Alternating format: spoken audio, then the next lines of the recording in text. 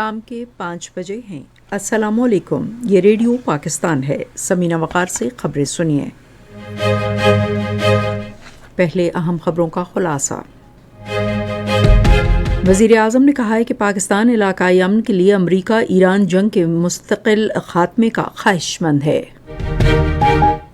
وزیر خزانہ نے موسمیاتی تبدیلی کے مسئلے سے نمٹنے کے لیے تمام دستیاب وسائل کے مؤثر استعمال کی ضرورت پر زور دیا ہے۔ امریکہ نے آبنائے ہرمز میں آزادانہ جہاز رانی یقینی بنانے کے لیے اقوام متحدہ کی سلامتی کونسل میں مجوزہ قرارداد کا مسودہ پیش کیا ہے۔ پاکستان اور زمبابوے کی خواتین ٹیموں کے درمیان 3 ایک روزہ بین الاقوامی کرکٹ میچوں کی سیریز کا دوسرا میچ کراچی میں جاری ہے۔ اور اب خبریں تفصیل کے ساتھ۔ وزیر اعظم شہباز شریف نے کہا ہے کہ پاکستان علاقائی امن کے لیے امریکہ ایران جنگ کے مستقل خاتمے کا خواہش مند ہے۔ انہوں نے آج اسلام آباد میں 6ٹی بین الاقوامی پیغام اسلام کانفرنس سے خطاب کرتے ہوئے پاکستان کی ثالثی کی کوششوں کو اجاگر کرتے ہوئے کہا کہ اس سے دونوں ممالک کے درمیان مذاکرات کی راہ ہموار ہوگی۔ انہوں نے یقین ظاہر کیا کہ مزید انسانی جانوں کے ضیاع کے بغیر مذاکرات کے ذریعے خطے میں جلد پائیدار امن قائم ہوگا۔ وزیر اعظم نے پاکستان کے کردار کو تاریخی قرار دیتے ہوئے کہا کہ تاریخ میں پاکستان کی کوششوں کو ہمیشہ سنہرے الفاظ میں یاد رکھا جائے گا۔ انہوں نے دونوں ممالک کے درمیان جنگ بندی اور مذاکرات کے لیے چیف آف آرمی اسٹاف اور chief of defence forces field marshal Syed Asim Munir کی کاوشوں کی تعریف کی۔ شہباز شریف نے کہا کہ پاکستان نے موجودہ علاقائی تناظر میں متوازن اور اصولی موقف اختیار کیا۔ انہوں نے کہا کہ پاکستان اور سعودی عرب نے اپنے دو طرفہ تعلقات میں نئے باب کا بھی آغاز کیا ہے اور حرمین شریفین کا تحفظ، دفاع اور سلامتی ہمیں ہماری زندگیوں سے زیادہ عزیز ہے۔ انہوں نے کہا کہ پاکستان فلسطین اور جموں و کشمیر کے بارے میں اپنے اصولی موقف پر کاربند ہے۔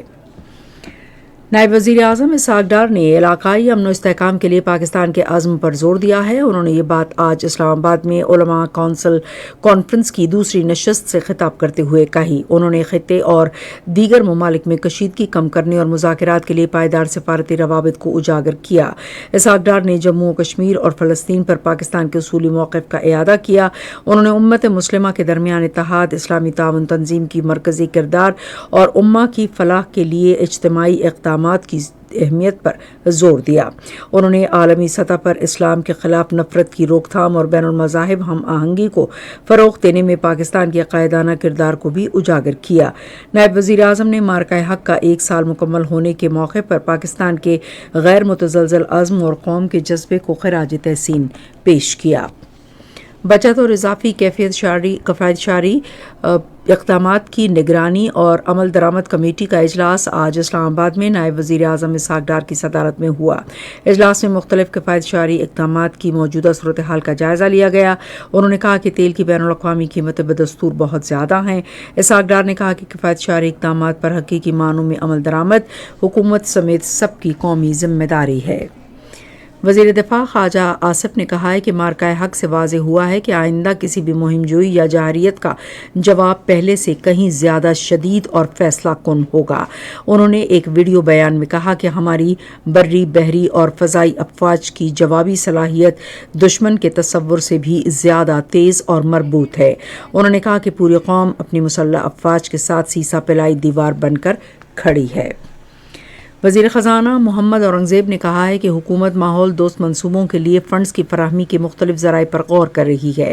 انہوں نے اسلام آباد میں موسمیاتی تبدیلی کے بارے میں بین الاقوامی کانفرنس بریتھ پاکستان سے خطاب کرتے ہوئے کہا کہ حکومت $25 کروڑ مالیت کے پانڈا بانڈ کے اجراء پر کام کر رہی ہے جو گرین بانڈ ہیں۔ انہوں نے موسمیاتی تبدیلی کے چیلنجز سے نمٹنے کے لیے دستیاب وسائل مؤثر طور پر بروئے کار لانے کی ضرورت پر زور دیا۔